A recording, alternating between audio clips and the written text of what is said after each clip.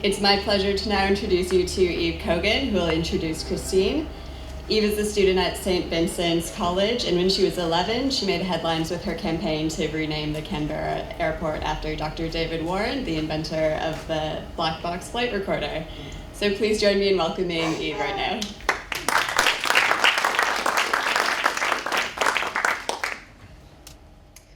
So you're probably wondering why a schoolgirl is introducing today's speaker. Well, my interest in aviation began when I was just 4 or 5 years old, watching air crash investigations with my dad.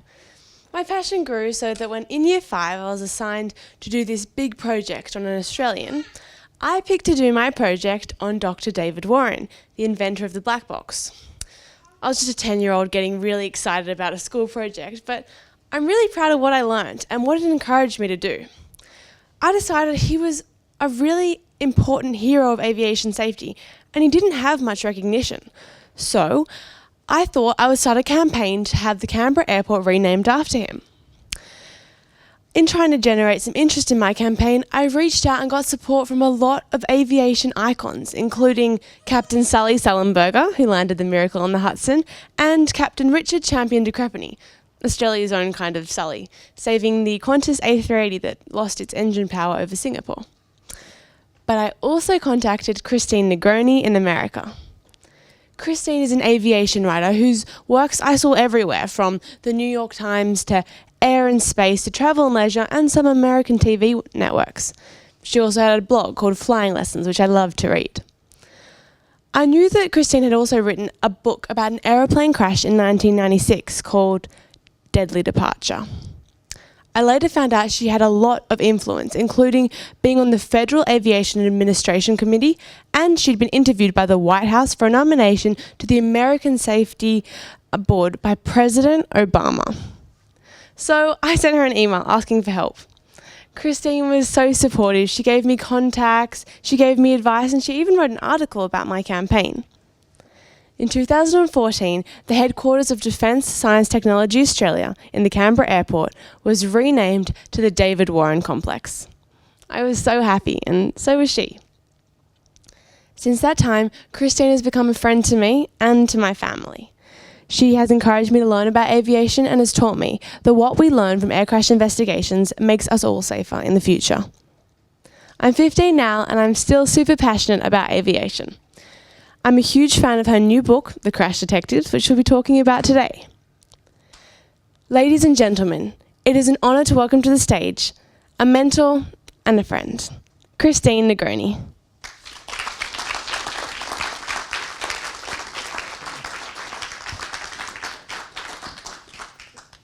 This is a great country. I love your accents. I love the fact that the men wear shorts almost all the time, though I'm seeing a lot of knees covered here today. I don't know what that's all about. But whenever I'm here, I always make a point of visiting the Powerhouse. This really is a wonderful place, and it is only at the Powerhouse where you can see all of this under one roof. Aboriginal science, Aussie wedding fashion, and play Minecraft or have high tea, all in the same place. It's great. So I want to thank Dalla Marilise, who invited me to come here, and also Catherine Poles, who organized this talk today. Thank you very much. And I also want to thank Eve, because Eve makes me realize that the future is in good hands. You also deserve my thanks, because you've decided to spend a beautiful spring Saturday here listening to me talk about death and destruction. So I promise you that I am not going to bring you down. In fact, I'm going to take you on a conversation that I hope will uplift you, a thought journey about aviation safety. And by the time we land in 20 minutes or so, I think you'll feel uplifted, because the lesson here is that when you look hard into accidents, you can learn from them and maybe make the world a safer place. Who here has seen this movie, Sully? Did it show, was it shown here in Australia? Oh, okay, good, now it works. So, Sully. It was very controversial in the United States. I don't know whether this was picked up by the media here in Australia, but when it came out, there was a lot of controversy associated with the film because the depiction of what actually happened veered from the historical record.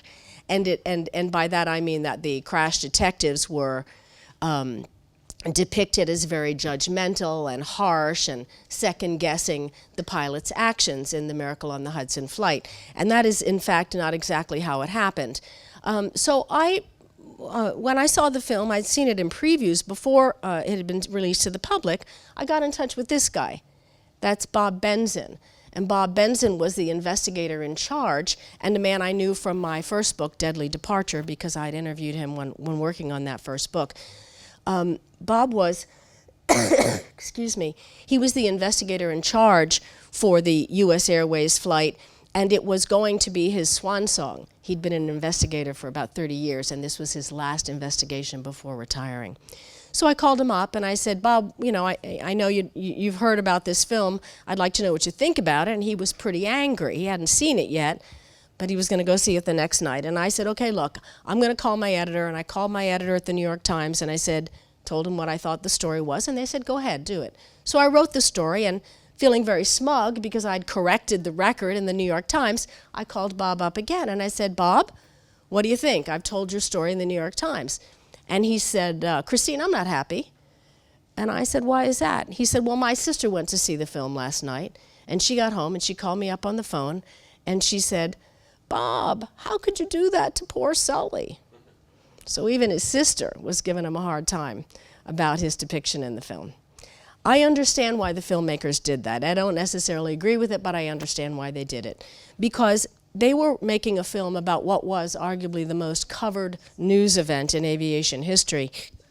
Excuse me. And they had to basically present a story that everybody thought they knew everything about. And in fact, I was kind of doing the same thing, because I was writing a book about an accident in which everyone had basically heard all they wanted to hear and thought they knew all they needed to know. So we were trying to tell a story that everyone thought they knew. And our stories are connected in another way. When it comes to the role of the human in aviation safety, U.S. Airways and Malaysia 370 are the yin and the yang. They are flip sides of the same coin. So I wrote The Crash Detectives about Malaysia 370 after covering the story for ABC News. That's the American broadcast company, not yours. And my job with ABC is a little unusual. Sometimes, as you can see here, I actually appear on television, but that's not my real job. My real job is to serve as a guide when they are covering aviation disasters, a guide to that complex world, because it's not as simple as you might think. They also use me because inside my head, and I don't want you to get too frightened, but inside my head, I have a huge catalog of aviation disasters. So on May the 8th, 2014, I was on vacation in Vietnam, and I got a call from my editor at ABC News, and she told me to go on over to Kuala Lumpur, get there right away, she said. With North Korea firing missiles and Donald Trump firing tweets, you might have forgotten some of the details about Malaysia 370, so I'm just going to tell you briefly that Malaysia 370 was an airliner with 239 people on board. It was headed from Kuala Lumpur to Beijing on an overnight flight, and it took off and a little more than an hour later, all communication from the airplane stopped. The plane was over the water, and it was just about to cross into Vietnam airspace when it disappeared. And the assumption was that the airplane crashed into the South China Sea. And for a week or more, that was the operative thinking.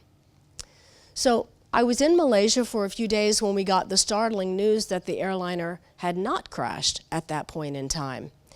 And we knew this because the airplane went silent, but satellite transmissions from the Boeing 777 continued for another 6 hours. This meant that the plane was powered up.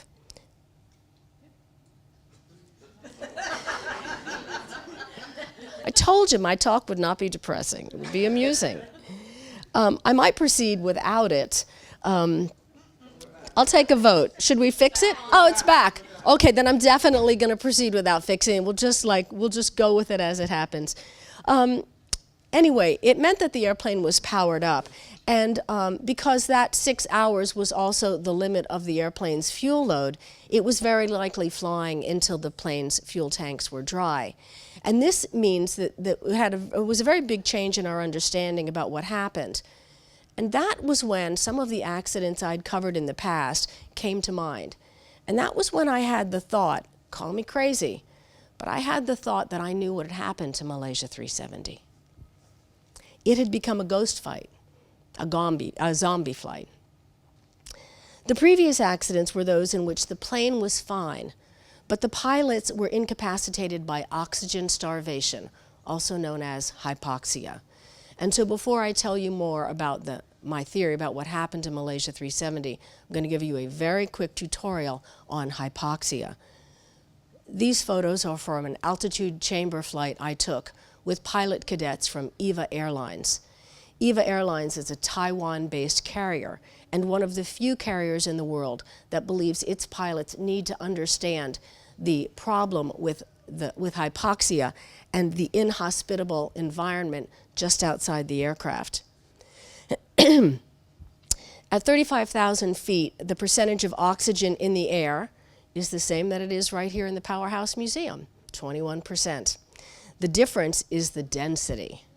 We need the density here at this altitude to push oxygen into our lungs. If it doesn't, we will become oxygen starved.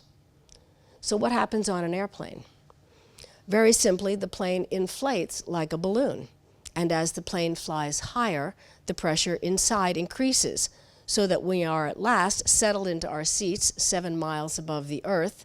The air we breathe inside the passenger cabin is not unlike the pressure outside at Mount Kosciuszko, that is 6,000 to 7,000 feet. Ladies and gents, this has to happen because the ambient air at cruise altitude is too diffuse, and instead of oxygen being pushed into our system, it would surge out and we would suffer oxygen starvation or hypoxia. Now here's the complicating factor. If a plane begins losing pressurization gradually and oxygen deprivation comes on slowly, we may not realize we're in trouble. To the contrary, we're going to start feeling good. We're going to start feeling drunk, funny, like we're the cleverest folks in the room. That's a problem. That's called insidious hypoxia. The other kind of relevant hypoxia to Malaysia 370 is rapid onset. I told you that being in an airplane is like the pressurization is like blowing up a balloon. Think about popping a balloon. That's what happens if the pressurization is lost suddenly. What will happen with that is that the oxygen will race out of your system just like it's racing out of a balloon. Rapid onset of hypoxia is not subtle. It can be so physiologically overwhelming that it can incapacitate in a matter of seconds. In the scenario on the flight deck of Malaysia 370, I believe the pilot suffered both insidious and rapid onset hypoxia. So armed with your Hypoxia 101, I'm going to tell you my theory about what happened to Malaysia 370. The plane was flying at an altitude of 35,000 feet, and the period of high workload was over. At this point, we know that the captain turned control of the aircraft over to the first officer. And we know this because the last call to air traffic control was the captain, meaning that the first officer was flying the airplane. I believe he left to take a bathroom break. He was 53 years old, he was a smoker, he'd had coffee before he got on the flight. It's not a stretch to assume he needed to use the bathroom. And this would not have been unusual for the first officer to fly the airplane on his own at this point in time. But suddenly, there was a rapid depressurization of the aircraft. And as I told you, this is a startling and dramatic event. The air rapidly rushes out of the first officer's body as it seeks equalization with the atmosphere. Trembling of the extremities is one of the first signs of rapid onset of hypoxia. So when the first officer reached over to the aircraft's transponder, intending to put in the emergency code on the transponder to notify everyone around him that he was experiencing an emergency, with his trembling arms, he inadvertently turned the transponder to standby, severing all communication with air traffic control. Now, as his condition deteriorates even further, I believe the first officer put on his oxygen mask. And here's the second failure. Rather than get 100% oxygen under pressure, which he would have needed to do to rejuvenate himself, he was getting oxygen, but not enough to rejuvenate his mental acuity. He's suffering now from insidious hypoxia. revived enough to make decisions, but idled enough to not realize he's doing the wrong things. He turns the plane back towards Kuala Lumpur, then west, then north, then south. And that's the last time we can see any pilot input on the controls. This illogical action, to me, is like a neon sign, a bright and startling clue that what was happening inside that cockpit defies comprehension. And if it defies comprehension, it is not a leap to conclude that the pilot or pilots were incapable of thinking clearly. Now, I've told you a story, and you'd be within your rights to say, Christine, on what do you base that? I'm going to tell you. You remember that catalog in my head? Well, one of the accidents I'd reported on quite thoroughly in the past was the case of a Helios aircraft 522 in 2005. This was a 737 that departed from Cyprus on its way to Athens. In this case, the pilots, we believe, failed to pressurize the aircraft on takeoff. So as the plane passed through 10 and then 12,000 feet, the the cabin altitude warning horn alerted. So the pilots realized they had a pressurization problem, or I should say, the pilots realized they had a problem. But they were already suffering the effects of hypoxia, and rather than do what they should have done, which is get the airplane back to a lower altitude, they decided to diagnose the problem. Neither pilot put on their oxygen mask. They passed out. One, over the control yoke. The captain had gotten up out of his seat and was standing at the control panel behind his seat when he passed out. The airplane continued on autopilot, up to cruise altitude and on its way to Athens. So the plane is on its way, flying on its way to Athens. The passengers in the back are unconscious. The flight crew unconscious. Probably everybody dead after 2 hours, except for one person. There's a flight attendant on the airplane. He's a general aviation pilot, and he's somewhat aware of what's happened because he takes the flight attendant emergency crew bottles. That's him on the left. He takes these emergency crew bottles, each of which has 30 minutes of oxygen, and he starts using them. And he blows through all 4 bottles, so he's got 2 hours. At that point, he decides to enter the cockpit. He goes into the cockpit. Now, surely he knows something's amiss, but imagine when he goes in and sees the first officer passed out over the control yoke, the captain dead behind the flight panel. He sits down in the captain's chair. He puts on the captain's mask. We know this because on either side of the aircraft are 2 Greek fighter pilots. They've been dispatched to find out what's going on with this airplane that's flown into Athens airspace with no radio transmission. This is 4 years after 9/11. They think there's a terrorist event. But no, they see the flight attendant come in, they see him sit down, they see him put on the mask, and they recognize what's happened. So one of these Greek fighter pilots motions, "Follow me." And I think this young flight attendant pilot probably tried. He says, "Mayday, Mayday." He's not transponding to anyone outside of the cockpit voice recorder. But I think he probably would have tried. But this is the point where the plane runs out of fuel and crashes into a hillside. And the last survivor dies when that airplane crashes. When I tell this story to people in the aviation industry, they find it inconceivable because pilots are trained for this. They are trained. If you have a depressurization event, you put on your oxygen mask and you descend to a lower altitude. And what I think people in the industry fail to recognize is that pilots experiencing decompression sometimes don't do the right thing because hypoxia robs them of their ability to think, replacing it with complacency and a feeling of well-being. Helios 522 was not the first or even the only aircraft to experience this event.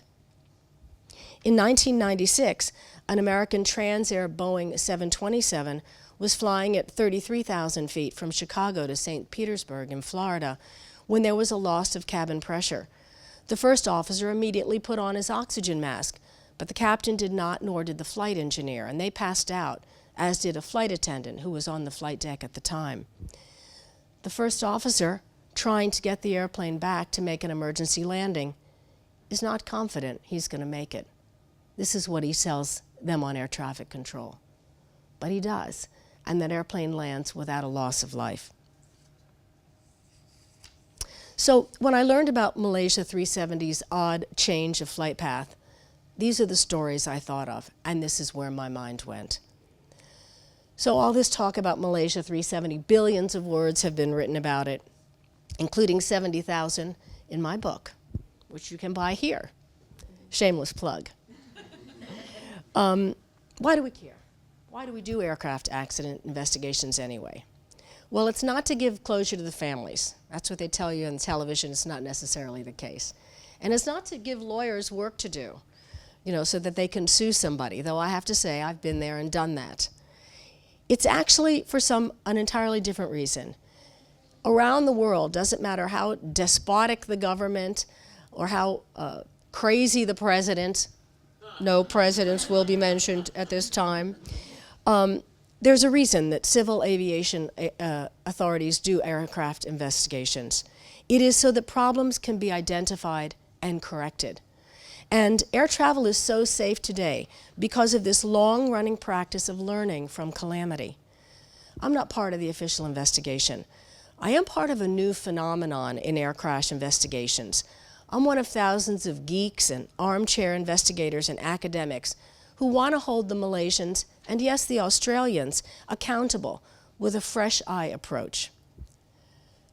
Earlier this year, as you know, the Malaysian transport minister announced the end of the sea search for the wreckage of Malaysia 370. The family members were outraged. I'm not so sure they ought to be. I think the search has allowed governments to create a distraction. While the government officials are hyper-focused on finding the black boxes, the cyber citizens like me are suggesting the possible scenarios that should get the experts working to plug the holes revealed by not what we know happened, but by what could have happened. Because in this case, and in many other cases, that's enough. If you're watching The Crown, is this showing in Australia? This is the Netflix sitcom. Is it fantastic? I love this show. I can't wait for season 2. But if you're an av geek, you might have noticed that the Comet plays a teensy-weensy role. The Comet was the world's first jetliner, and Queen Elizabeth, when she was a young woman, actually flew in it. She flew in one plane that did not actually crash with her on it, though it later did. That aircraft did. That's the de Havilland Comet, and it had a bad habit of exploding in midair. Before figuring out the problem, more than 80 fixes were applied to the airplane because they might have contributed. Because sometimes you have to go with the probabilities while waiting for certainty. Over the past century of commercial flight, what have we learned by looking into air disasters? Well, it's kind of a sweeping generalization, but for the first half, fixing things that went wrong in air accidents was all about the machine. How do we make it better? How do we make it more robust? How do we make them long range and more protective of passengers in case something does go wrong? How do we make airplanes less likely to have an accident in the first place? In the second half of the century, and well into this one, the focus isn't so much on the machine as on the person flying it. How do the people in the cockpit interact with each other? How do they interact with the system in which they operate? And how do they interact with the controls? Why the shift in focus? The answer is on my girlfriend's jogging shirt, or what I think her jogging shirt ought to say. This is what it does say. But that's what it ought to say, because that's what we do with startling certainty. We humans have an endless capacity to make mistakes. Learning how to fix the human has not been easy. Here are 2 examples. I'm a slide behind. Now, here's the first example. In October 30th, 1935, in Dayton, Ohio, Boeing was trying to get a contract with the U.S. Army Air Corps for a 2-engine bomber. And they came up with this airplane called the B-299. They took it to Dayton and they were about to give the Army a test flight. And they climbed in with the test pilots and a couple of folks from the Army to give it a whirl. When they took off, they discovered that they had forgotten to remove the gust locks from the control surfaces, meaning that they had no control over the pitch of the airplane. And the plane was locked into an ascent. It could not sustain that, and so it crashed. 2 of the people on the airplane died. At first, they thought the airplane was too complex, but the crash wasn't caused by any complexity. It was caused by the most simplest of dilemmas. They'd forgotten to do something, so how to fix that? Does anybody know what they came up with when they sat down? Checklist. That's right, the checklist. Who doesn't love the checklist? Who doesn't use the checklist in the shower? I do. Did I wash my hair? Anyway, that's where the checklist came from. But the checklist is not without its dilemmas. Because if you're an airline pilot and you read the same checklist 8 times a day, you may not give it the same attention on the 7th or even the 5th time that you did on the 1st. And in an unexpected event, sometimes the checklist can overwhelm the pilots, distracting them from dealing with the priority tasks. Aircraft automation came about with the same noble goal. Remove the pilot from the mundane, repetitious, mind-numbing tasks so you can have the computer do those, because the computer is as accurate on the 1/1,000,000th calculation as it is on the 1st. But too much automation has a problem. It can make pilots complacent. In 2009, on a flight from the West Coast to Minneapolis, the pilots on this Northwest Airlines flight were so confident the airplane was doing what it should as it hummed along on autopilot that they took out their laptops and started talking about their work schedules. An hour after they were supposed to land, the flight attendant called into the cockpit and said, "Are we going to land anytime soon?" And that's when they realized that they just let that airplane do its thing for a little bit too long. When it's not causing them to withdraw intellectually from the task at hand, automation can have the opposite effect. It can confuse pilots to the point that they don't know what the airplane is doing. Airlines want pilots to use automation more because it provides consistency, and yes, sir, it does. It provides that. But it is emerging that the more pilots use automation, the flabbier their flying skills become. And here's an example that even non-pilots can relate to.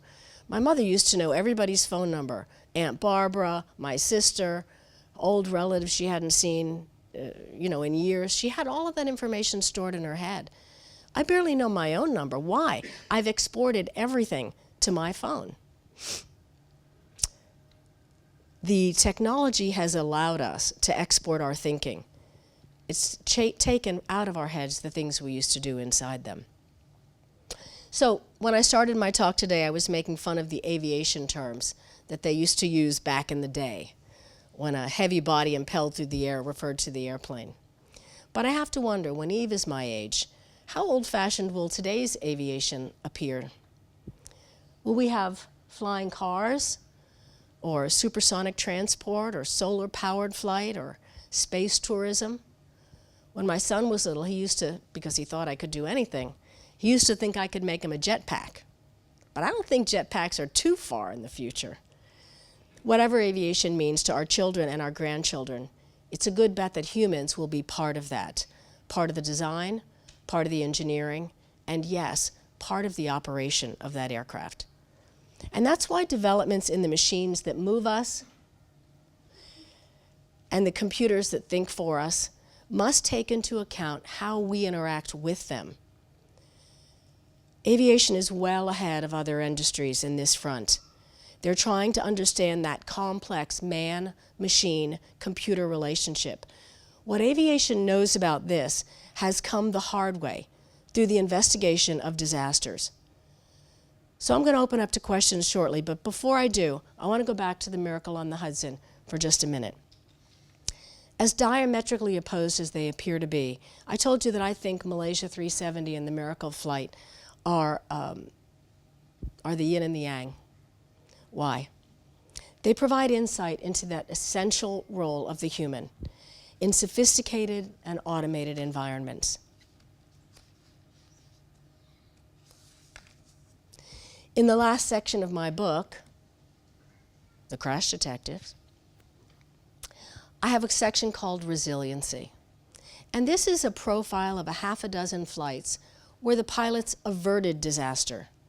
I interviewed pilots and I examined what common qualities contributed to their success. There's your very own Richard de Crespigny, who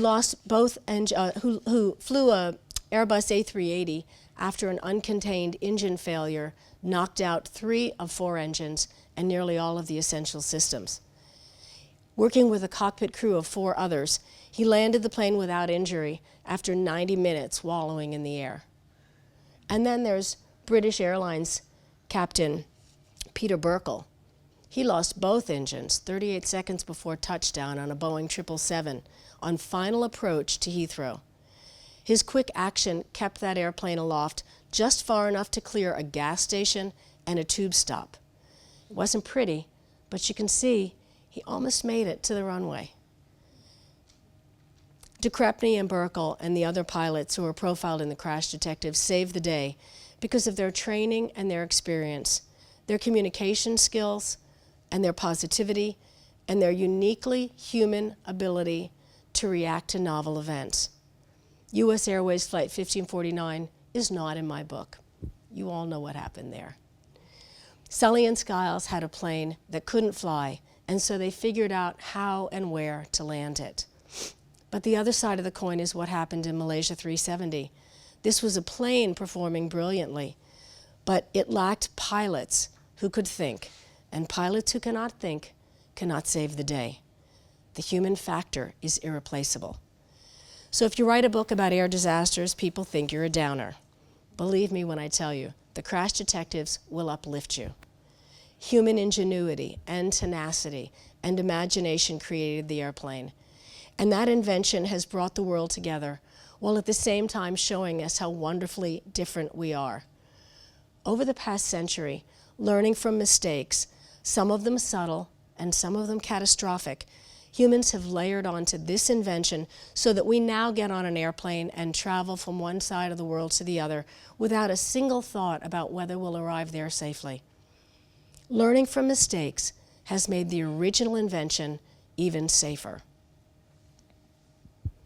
Flying has always been, and remains to this day, uniquely human-centered, with awe-inspiring results. And that's the story I tell in The Crash Detectives. Thank you very much for your attention.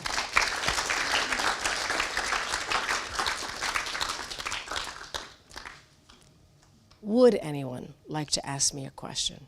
Or shall we go right to selling of books? I knew Adam would have a question. I saw there was a photo there of you doing some hypoxia test. Did you come up with that theory after you experienced it yourself, or was that your leading theory when you were in Malaysia early on? Yes, I did. No, actually, that's 2 questions. I did hypoxia training to write my book. I had not experienced it before, though I had read about it before. I did want to try it out myself. And then in the writing of the book, I actually did the hypoxia training. Now, interestingly, I did not have the kind of experience that I read about. I simply passed out and was woken up with an oxygen mask on my face. So while all those young pilots were telling me how, and I was watching them, seemed quite giddy and they were having a great time. For me, I don't know, call it age. I didn't have that impact on me. Anyone else? Yes, sir. Are you saying that the pressurisation of the aircraft was not switched on from takeoff, or was it a rapid depressurisation? It had to have been switched on. The pressurization had to have been working on the aircraft because the flight was completely normal, was sending back normal messages from the aircraft until that point, until 107, when the last ACARS message left the airplane. Had it not been pressurized, we wouldn't have had all that back and forth with air traffic control. Everything was fine. In the 737, the Helios event, the scenario is different. That airplane wasn't pressurized, and they got the warning fairly early on. But I think this was a rapid decompression on Malaysia 370. Boy, I asked that, the aircraft probably would be unflyable with a rapid depressurisation? No. Why would that be the case? Well, it'd have to be some sort of an explosion or part of the airplane coming apart, like a door opening or something. Well, in my book, I mention 6 different scenarios for what could have caused the decompression, including some sort of electrical malfunction, which is kind of my leading theory, but not necessarily the only one. Here in Australia, you had an oxygen bottle explode and rip a hole in the side of a 747, which caused a rapid decompression. In the UK, there was a cockpit windshield that blew out, causing a rapid decompression. That, interestingly, sucked the pilot halfway out of the aircraft. That's a heck of a story. But there are various ways that it could have happened, but it wouldn't affect the flyability of the aircraft. I mean, some events might, but in this case, obviously it didn't, because that airplane flew on until it ran out of fuel. Which also, I would add, is why I don't believe it was a battery problem, because there's also the scenario that the lithium-ion batteries in the cargo hold might have created a fire. But that airplane flew. It flew to the limits of its fuel capacity, which is why I just don't believe there could have been anything wrong with the aircraft. Sir? With the proliferation of computers in aircraft control, do you think this is eroding the skill of the pilots? If you're reading about expensive fighters where computers go and the pilot really can't control the aircraft, do you think this is a part of air safety that is going to will manifest itself in a more dangerous situation in the future, or are we looking into that now? Well, I disagree with a number of people on that subject. The studies suggest that yes, it is affecting pilots' piloting skills because they are out of the habit of doing routine tasks. However, unlike a lot of stick and rudder pilots who think pilots of tomorrow aren't going to be able to fly airplanes, and I'm open to argument on this because I know what I have to say. I'm not a pilot. I know what I have to say is somewhat controversial. I think we're actually involved in an evolution in which the type of pilot will change. I think as younger pilots who are more familiar with computers and automated flight take over in the cockpit, we'll find a different kind of pilot. And those stick and rudder pilots, the seat of the pants pilots, the Charles Lindbergh kind of pilots, will just no longer be around and we'll have a different kind. So I think that evolution might be a little messy, but I just think that given our ability to adapt to new things, that's where piloting may be in the future. But as I said, it's just my hunch, and I'm open to arguments on that. Anyone else? Yes, sir. You were aware that some years ago we had a similar accident in Australia which involved a twin beach aircraft which flew from somewhere in Western Australia right up into the Northern Territory before it crashed, and that was the same thing with Hypoxia. Yes. That was a mining company flight. Yes, and we had in the United States, we had the Payne-Stewart crash, which was pretty much the same thing, and there was a Learjet. This tended to happen in Learjets because the pressurization check valve was outside the aircraft. So if you didn't check it before you got in, there was no way to check it afterwards. So yes, the two examples I bring up are on airliners, but it's not, it is more common on general aviation and business aircraft than it is on airliners, and there's probably a reason for that I haven't noodled out in my noggin. But yes, I do know that this is that this has happened many times, not just the events I mentioned in my talk. Yes, sir. In Hudson MH370, do you believe that the course changes are consistent with random accidental course changes? I'm sorry, no, I don't. I don't think they were random. I've sort of played around with this in my head because in my theory, the first officer was flying the aircraft. As I said, we do know that he was flying. He trained at Langkawi Airport, which is the longest runway in Malaysia, or the second longest runway in Malaysia. A lot of tarmac. He's in a heavy airplane. I think somewhere in his head, he's thinking, I know the airplane, I know the airport, I know I'm heavy, I'll put it down there. None of this is logical. And at first it appears he's heading back to Kuala Lumpur, but then he changes his mind, then he heads west, then he heads north, towards Langkawi. It's at that point where my theory is he gets lost, because he doesn't actually end up in Langkawi, which is on the northwest coast.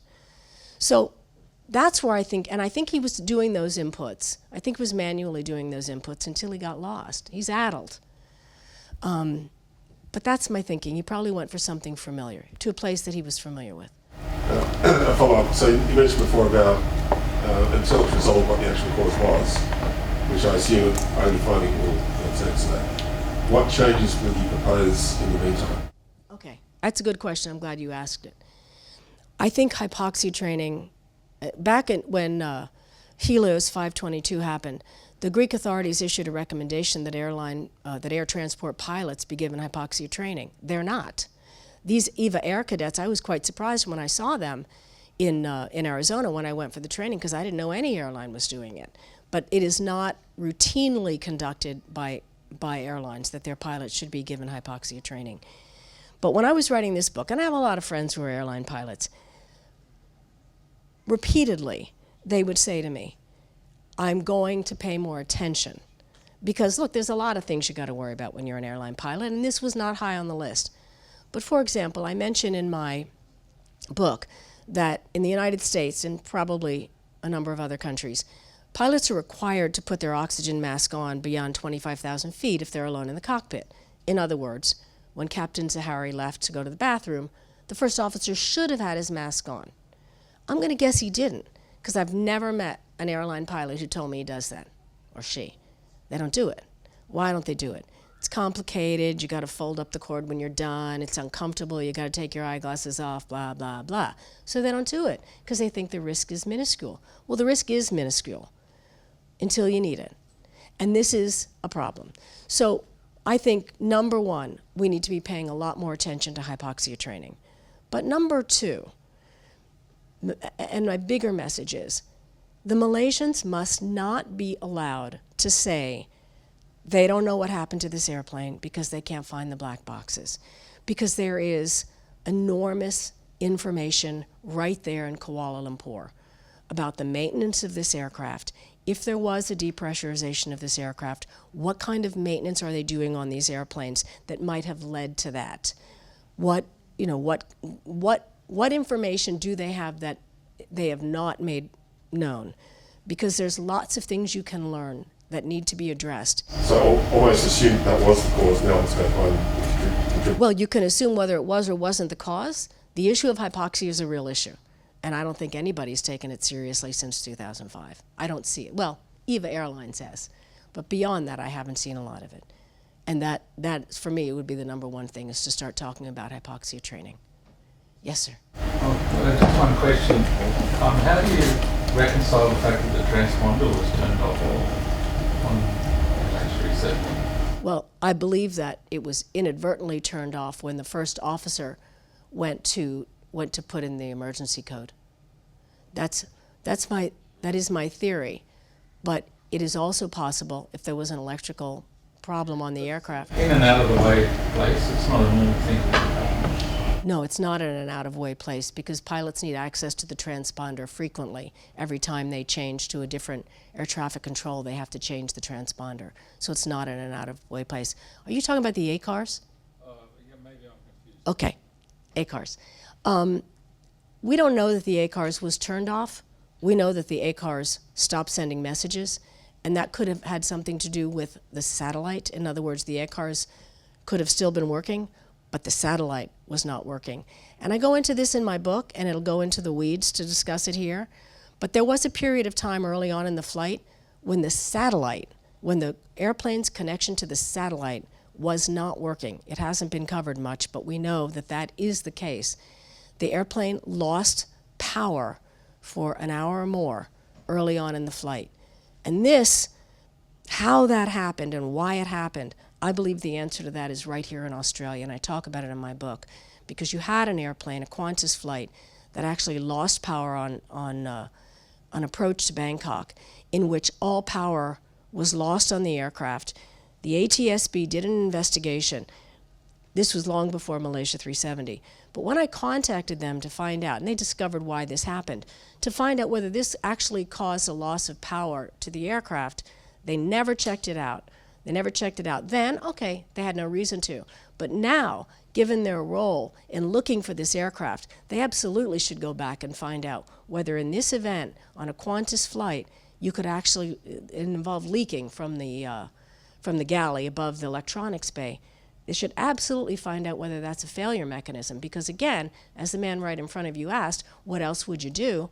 That's something you need to know. That's something you need to know. Does flooding from the galley directly over the E&E bay cause a threat of power loss to the aircraft? Sorry, that's something you need to fix. And it's not a one-off. We know that that happens. So, as I said, I'm getting into the weeds, but it's in my book. Are we good? Sorry, you had a question. Just one quick question. I mean, in all the cases in your database, what's the percentage of all the crashes that might actually be caused by hypoxia? Is there a kind of it accounts for majority or minority of the cases? Oh, I'm certain it's a minority. It's certainly a minority of cases, but there was a study done by the New Zealand, Australia Aerospace Physicians Association or something like that, that showed that there was a rapid decompression of aircraft on average 50 times a year. That's kind of often, I'd say. So the fact that depressurizations occur, and I subscribe to these NORAD reports, and they just send you a little email every time something happens on an airplane that's notable, and that's of course NORAD is North Atlantic. That I'll say I see them once a week. You'll see that there's some sort of diversion because of a loss of pressurization on an aircraft. These can be these can be minor, and pilots do the right thing, and it's sort of a nothing burger. But the fact is that they are happening. You can't sort of skim over the fact that they're not happening. Adam. Every time that an accident happens and you add more checks and balances, or in this case you're proposing more training, I'm curious, how much training does a pilot already do before he can fly a plane? How much would this add? And is this an ongoing thing every year? Is it expensive? Or is it just adding out a small? You mean hypoxia training? How much would it add? This has been the controversy. No, this has been the controversy. It's a good question, because when the Greeks put out that recommendation about hypoxia training, one of the issues was for pilots is there a health risk to sitting in an altitude chamber? And I think the answer was kind of yeah. And if you're an airline pilot, maybe you don't want to take that risk. So that's a question. When I worked on the FAA Rulemaking Advisory Committee, one of the things you have to do in the United States is do a cost-benefit analysis. How much does something cost versus how many lives will it save? In this case, it's more of, what is the risk, what is the health risk versus the reality of actually encountering that. So the legitimate answer might be something like, hey, it's not worth putting a pilot into an altitude chamber and having that person actually experience a hypoxia event. But the halfway point would be more training. When depressurization would potentially happen on MH370, and if it happens so suddenly, would the masks have dropped for the passengers? Yes. Yes, it would. Anything above 10 to 12,000 feet will trigger the masks. But here's a scary fact. I said I wouldn't be too much death and destruction. But if the mask comes down, there's about 12 minutes of oxygen for passengers. This man's nodding his head, he knows. So the lesson is, if you're on the mask and you don't feel that plane going down, get your butt up to the cockpit and find out why not. Did anyone send an SMS? That's a good question. I'm sorry. Oh, I just had a question. I think it was about Flight 447, Air France, the one that down in the Atlantic on the way to Paris. My understanding is that the plane had gone into a stall and the pilots seemed to have no idea that had happened. I was wondering if that's correct, and does that surprise you? And have there been any design changes to give pilots more of a situational awareness when things like that happen? I'm sorry, I can't really speak to Air France 447 other than read about it like you have. I haven't written much about it. I'm sorry, you asked about SMSs from the airplane. I don't believe there were any, but that answer is knowable. It's just not in my head right now, because they would have shown on the logs that came from Inmarsat. There were calls made in. I'm just trying to remember through the decongestants that when I looked at those logs, there were calls into the cockpit because the operations desk was trying to call into the airplane, but there was nothing going out, as I recall. You might want to double check me later. Ruby. Do you think they looked in the right place when they were searching? You know, I wish I could answer that question, but I did not spend a lot of time dealing with the, where is the airplane question. To me, it was sort of beside the point. So I know there's a wealth of knowledge about that. A lot of people have been studying the location part, but not me. Yes, I find it hard to believe in this day and age, when 30 years ago they could read number plates from spy satellites, that there was no coverage. Military spy satellites cover the world. I would have thought that somebody is withholding some information. I've heard that, but and I could be a Pollyanna on this subject, but I tend to attribute things more to sort of incompetence than to malicious cover-up in that case. But as I said, I could be Pollyanna. I know you're giving me the look. It was a Saturday night, like Friday night going into Saturday. It was 5 hours before anybody called anybody, before anybody called the boss in Malaysia to say, hey, we've lost an airplane. That could be a cover-up, but I think it was like they didn't want to wake the boss. They didn't want to get their butts chewed out. I tend to think it was that. In terms of the satellite coverage, yeah, there were a lot of places it was flying over. I don't know what to make of that. I tend to think people were asleep at the wheel. Look, this airplane flew right across Malaysia. It's a 9/11 kind of event. It's a 777 headed towards a very populated city with two iconic, forgive me for using the word, structures. Could have been terrorist event. Nobody calls anybody. I mean, I just feel like that's incompetence, but I could be wrong. In answer to that, I think within 6 hours, the whole of the intelligence world would have known where the plane hadn't landed, because there are only a number of airports within that region which would take that aircraft. So they knew where they hadn't landed, but they hadn't worked out how much fuel had been still on the aircraft. So, and with relation to satellites fly over a set pattern every hour.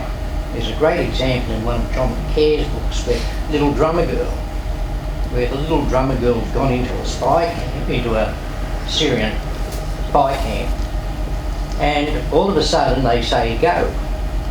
They go into hiding, and she says why? And they say because the satellite's flying over and seeing what's happening. So the satellite, unless it was there at that time, is of no use. But they knew within hours where the plane had landed. So that leaves the 370 really a puzzle. As you said, 6 hours of fuel. Where? And as you said it too, he change directions all the time. Perhaps when the plane's really gone into automatic pilot or whatever mode, who knows what direction it went? Well, we pretty much know it's in the South Indian Ocean. That's about all. We know it's in the South Indian Ocean. And, and I have to say, it was sort of dazzling what Inmarsat was able to piece together with really something that is nothing more than a signal. Hello, I'm here, I'm here. bad choice of words, unpowered. Essentially, it's an unpowered signal. And yet, they were able to come up with, this idea of, where it went and what direction it went in. Remember when this first happened, they were saying it's either gone north to Kazakhstan, right? Everybody's, that turned on our radars, Kazakhstan, or south into the Indian Ocean. But then they were able to sort of isolate it to the south. And you can't argue with their analysis, because guess what? It did go into the South Indian Ocean. That we know. Do you, I tend to have, not a conspiracy theory, but a thought that sometimes we're getting these reports which come through the news, which have so much incorrect information. Yeah, there's a lot of that. There is a lot of that. That's a whole other story. Yes, sir. I'm gonna wrap it up, right? Because I feel like you guys have been great. I love questions, but I know that Catherine wants to give the room to somebody else. Do you have the knowledge of a mandatory change to prevent the turning off of the location reporting? I'm sorry? Do you know of any change in airline regulations to prevent the location reporting being turned off? Location They're not allowing the aircraft to be monitored. The suggestion was somewhat controversial because it's an electrical device. And airline pilots feel they want to have control over what electrical devices are powered on and powered up, whether they can power off electrical devices in case of a fire. So that's the reason why this not turning off the transponder, the ACARS. The engine management system is reporting when they can't turn it off. The ACARS, not the transponder. The transponder you have to be able to put the transponder into standby, because on the ground it will give you all sorts of alerts, so that's why you have to be able to put it to standby. But the subject of the ACARS, the reason that was somewhat controversial is for that reason, because pilots didn't want to have anything that they couldn't turn the power off of. So the engine management is communicating back to maintenance, and they can't turn that off. Like the engine says, I'm running, this is my RPM. The engine maintenance comes through ACARS. ACARS is simply the name of the device that sends information from all over the aircraft. Engine information from the airplane, whether or not you need a wheelchair at the gate, all of that stuff goes through ACARS. The engine status was being reported, but the location was not being reported. Does it have geolocation on ACARS? Well, that's what I'm saying. Why not add it so that it's mandatory? I don't know the answer to that. I don't believe it does. Does it have geolocation? Nick knows. So what's the answer to that question? I think you'll find it's coming. That's what I was... You heard it here first. Expect FAA discussing it seriously. I mean, why the hell not? Thank you all very much. You've asked a lot of questions. You've exhausted me.